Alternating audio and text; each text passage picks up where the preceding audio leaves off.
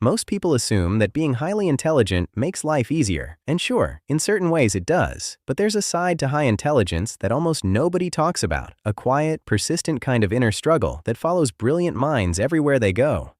Today, we're diving into the real psychology behind what it actually feels like to have a mind that works differently.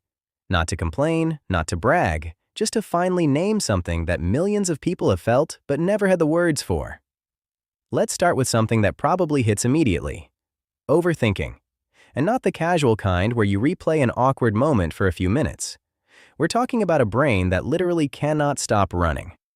Cognitive neuroscience points to the default mode network, the part responsible for self-reflection and mental simulation, as being significantly more active in highly intelligent individuals.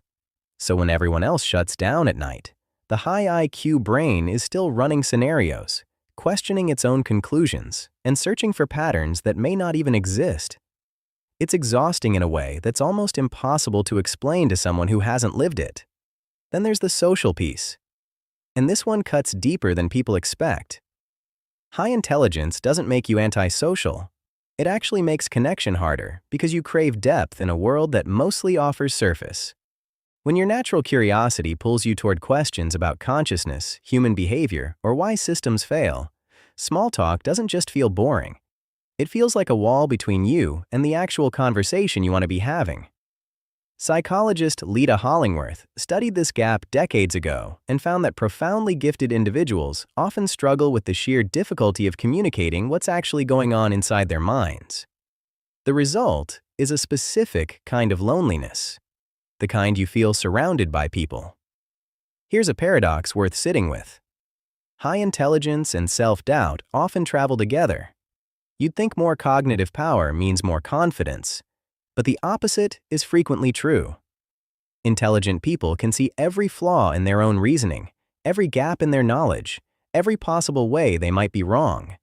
They're aware of what they don't know, and that awareness, while intellectually honest, can quietly chip away at self-assurance. Impostor syndrome hits differently when your own mind is sophisticated enough to build the case against you. Now let's talk about boredom, because this isn't ordinary boredom. Research suggests that highly intelligent people require substantially more cognitive stimulation just to feel baseline engaged.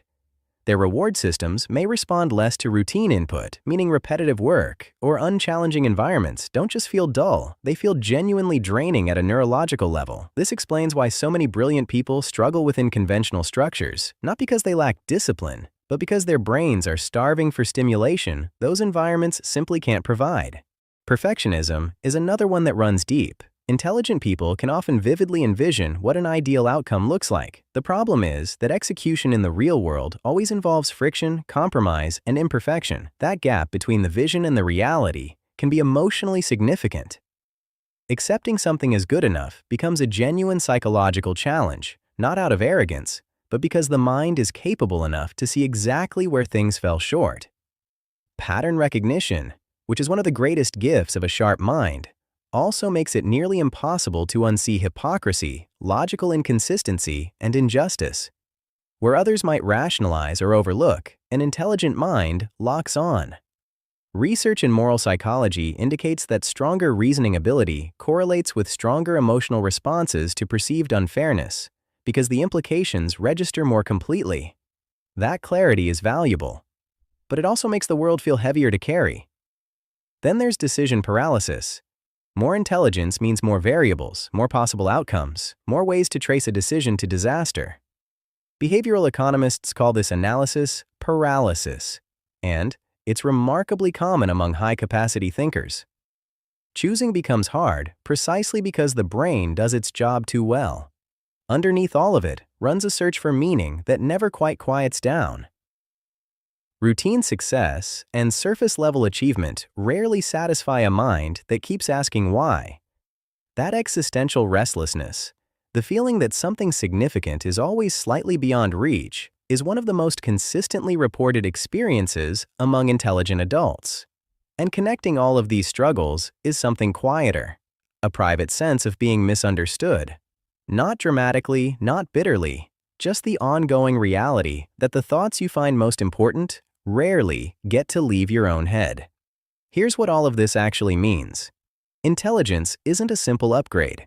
It's a particular way of processing existence, one that comes with real advantages and real costs attached to the same cognitive machinery. The mind that solves hard problems is the same mind that can't stop at night, can't settle easily, and can't always find the conversation it actually needs. Understanding this changes something. It transforms confusion into clarity. And for a mind that never stops searching for patterns, sometimes the most important pattern you'll ever find is the one that finally explains yourself.